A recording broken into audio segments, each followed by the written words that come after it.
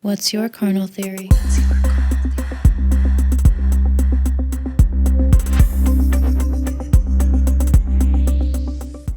Hello and welcome.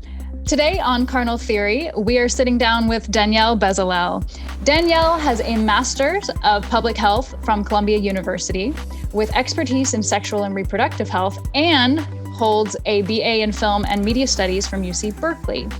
She's currently the head of content for Dame Products, as well as being the creator, executive producer, and host of Sex Ed with DB, which is an intersectional feminist podcast for folks who want to hear real stories from Bay Area voices as they try to revolutionize the way that we talk about sex. And that's how we found you. That's how we stalked you until we got a hold of you, and just have been watching the beautiful, very educational work that you do for quite a while now, and literally could not be more thrilled to be chatting with you. So thank you. Thank you so much for having me. And I am so glad that you brought us back to our original mission from our first season, which we were doing Bay Area voices, but that mission has now melded and changed. And now the mission is that we are a feminist podcast bringing you all the sex ed you never got through unique and entertaining storytelling, really centering LGBTQ plus voices and by POC. And that's the most recent iteration, but we've gone through a lot of changes. And so that's awesome that you are a listener. I really appreciate being on. Absolutely, our pleasure, really. So we want to kick off with your theory for our discussion, and we'll loop back on it at the end of the show just to see if during this conversation even maybe presumptions or perceptions have changed. So if you could, Danielle, please. Awesome. Yes. So my theory is that sex, under the umbrella term of sex, is so much more than penetration. So what I mean by that is there's this awesome word called outercourse. And outercourse can be really, really just as intimate and pleasurable and fun and important and bad as intercourse. And so I just think that it's important for folks to know that, to see that, to understand that, and to dig deeper into that concept. Why do you feel that shifting that conversation in that direction is so important? Yeah, I think multiple reasons. I mean, first and foremost, when we're talking about penis vagina sex, we're typically talking about cis straight sex. And what I mean by that is there's a cis woman and there's a cis man, and the only way for there to be pleasure is for them to have vaginal intercourse. And so I think there are so many issues with that. And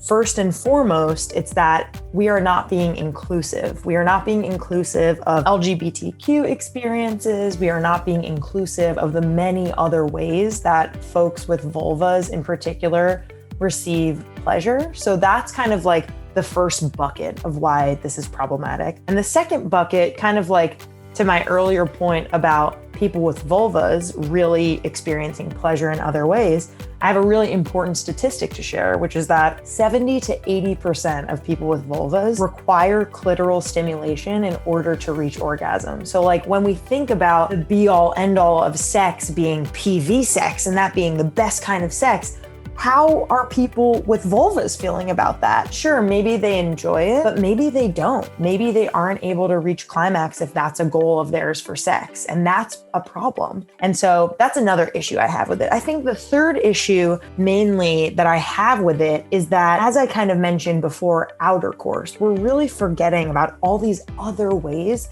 that we receive pleasure and give pleasure to our partners when it comes to sex and when it comes to pleasure. So when it comes to outercourse, I really want to be clear that that means anything external that's happening, whether that be kissing, touching, nipple play, clitoral play. And so I just think it's so important to highlight that plenty of people consider that to be sex, and we should be affirming the fact that that kind of sex is just as important, pleasurable, fun, exciting as penetrative sex can be for people. Even if you have been mutilated, there still needs to be a larger inclusive definition being created, because just because they aren't getting the same type of pleasure doesn't mean that they're not having sex. It doesn't mean that there aren't other forms of pleasure that they can benefit from, like you're talking nipple play, et cetera, et cetera.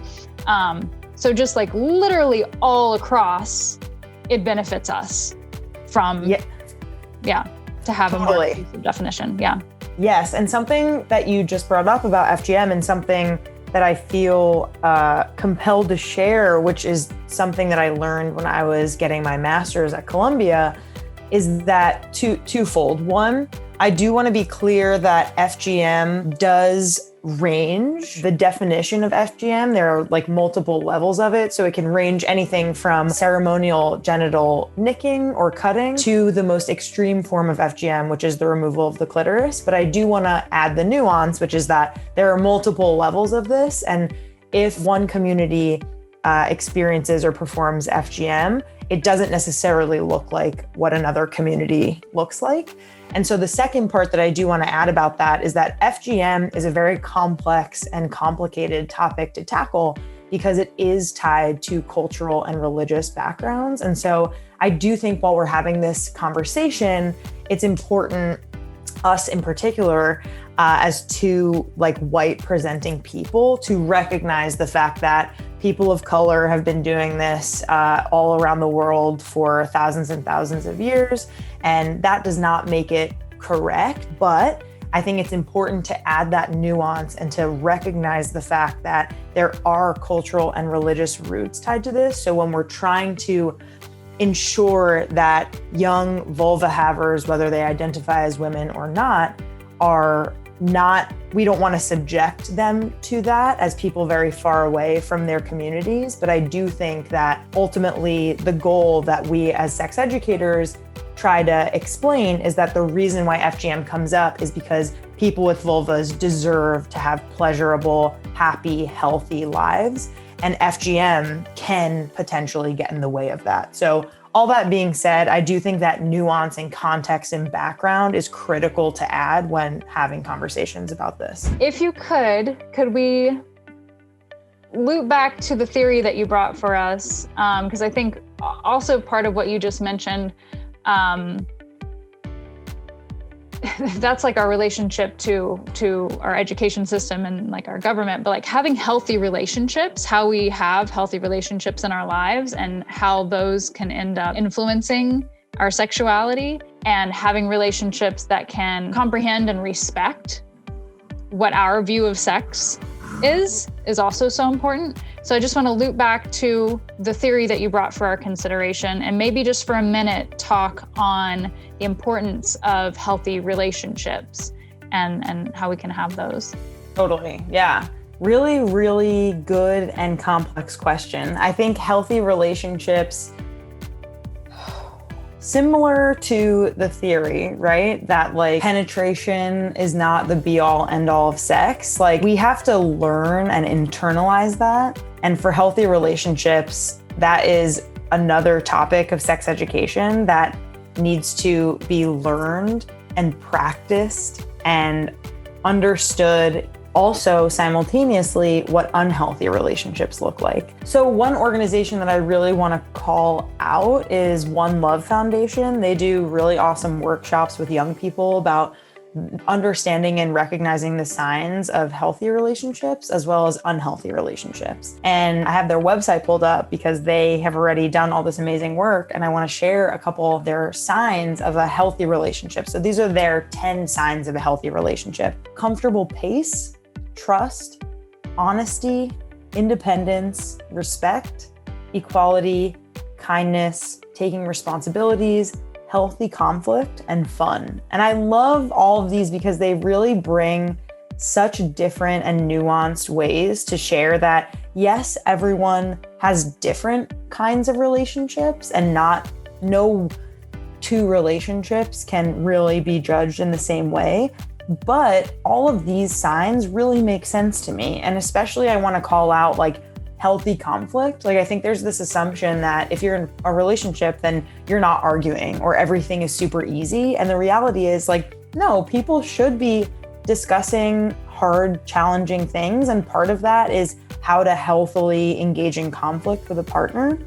And so I also would love to share some signs of an unhealthy relationship, because I think that often we see like movies and TV shows and we think that those are the healthy relationships, but honestly, they're usually the unhealthy relationships because it's like drama and it's good TV. And like, that's what we're being taught as young people, is that like, this is the, passion or whatever that you should be aiming for. But here are 10 signs of an unhealthy relationship, which are intensity, possessiveness, manipulation, isolation, sabotage, belittling, guilting, volatility, deflecting responsibility, and betrayal. So I think like these are also super important to really understand and reflect upon, because if you are someone who is engaging in an unhealthy relationship, whether that be you are the recipient of some of this behavior or you are the person who is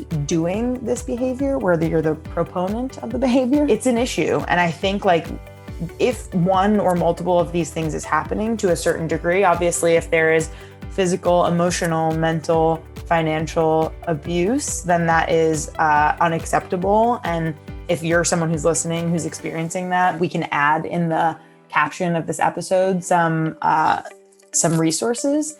But if it's something that you think is not that abuse and is something that you can change in the relationship, that it is happening in a way that you want to change your behavior and your thought patterns and your actions, I do think that that's also possible. I do want to like share that depending on the relationship, and obviously this is super nuanced, if someone is getting into an argument with their partner over and over again about something that you think can change and can be looked at or addressed in a healthier way, there are tools like therapy. There are, different kinds of ways to approach that.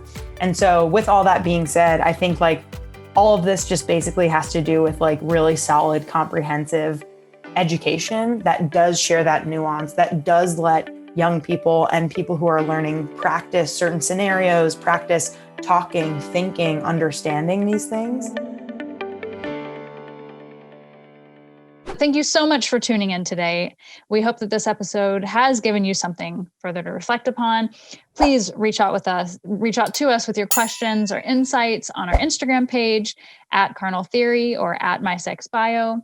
And do not forget, please check out Danielle's amazing work on TikTok, which is at SexEd with DB, and on Instagram, SexEd with DB podcast. Listen to her podcast. There's a lot of information over there.